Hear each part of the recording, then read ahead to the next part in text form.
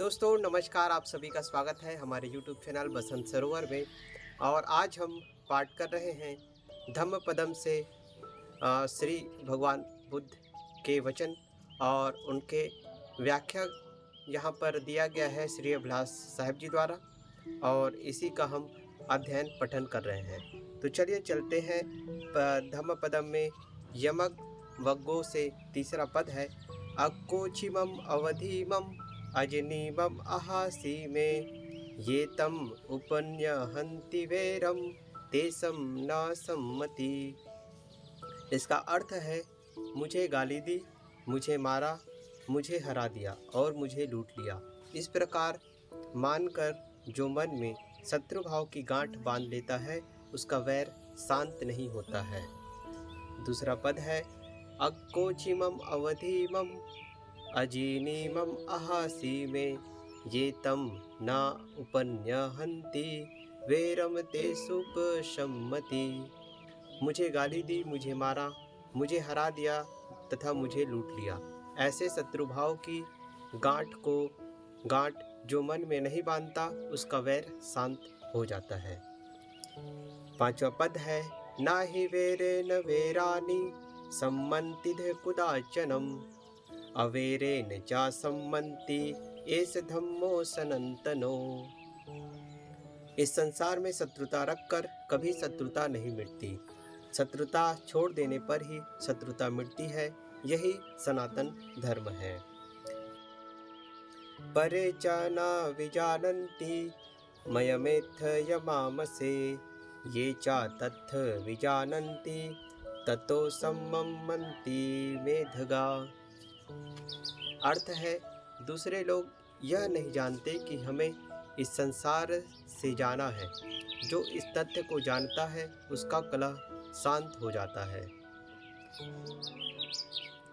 सातवां पद है शुभानुपस्सिम विहिरंतम इंद्रियेषु असंवुतम भोजनम ही अमर्तंचुम कुसितम हिनवीर्यम तम वे पसहति मारो वातो रुखम वातु फलम।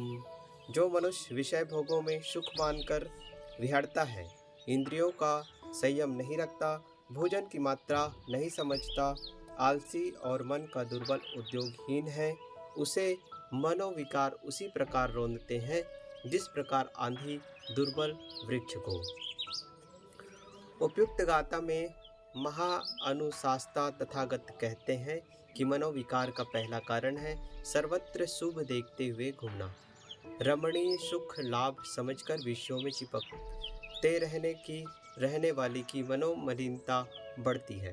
इस संसार में जो कुछ रमणीय माना जाता है सब नश्वर है और उसके मोह में फंसकर मनुष्य का मन आशा, तृष्णा, इच्छा, भय, चिंता आदि में उलझकर दुखी हो जाता है। विषय भोगों में शुभ दृष्टि, सुख दृष्टि घोर अविद्या है। विषय सुख की फांसी भी में तो सारे मनुष्य पीड़ित हैं। उक्त गाथा में दूसरी बात है इंद्रियों का असंयम होना। जब विषय भोग आकर्षक लगेंगे तब इंद्रियां चंचल होगी ही। यह कारण कार्य व्यवस्था है। जो व्यक्ति इंद्रियों पर संयम रखना चाहे वह विषय भोगों को विषरूप समझे जैसे कि वे वस्तुतः हैं। इंद्रियों पर नियंत्रण रखने वाला ही आत्म शांति पा सकता है। विषय भोग जब साधक की विवेक दृष्टि से तुच्छ दिखने लगेंगे तब इंद्रियां अपने आप संयत हो जाएंगी। तीसरी बात है भोजन की मात्रा न जानना। जीवन मुक्त को भी नित्य भोजन करना पड़ता है। जीवन मुक्त भोजन नहीं करता यह झूठा प्रचार है। घर गृहस्थी का त्याग करने वाले भी कितने महात्मा हैं जो भोजन पर संयम नहीं रख पाते। घी, दूध, दही, मेवे, फल, कीमती चावल आदि में मन बांधने वाला क्या साधन कर सकता है। मिर्च मसाले से बचना चाहिए, नमक बहुत कम खाना चाहिए या नहीं खाना चाहिए, मिष्ठान बहुत कम खाना चाहिए। कबीर साहब की भाषा में असली भोजन है अन्न पानी योग। पानी में पकाए हुए अन्न, सब्जी आदि ही सही भोजन है।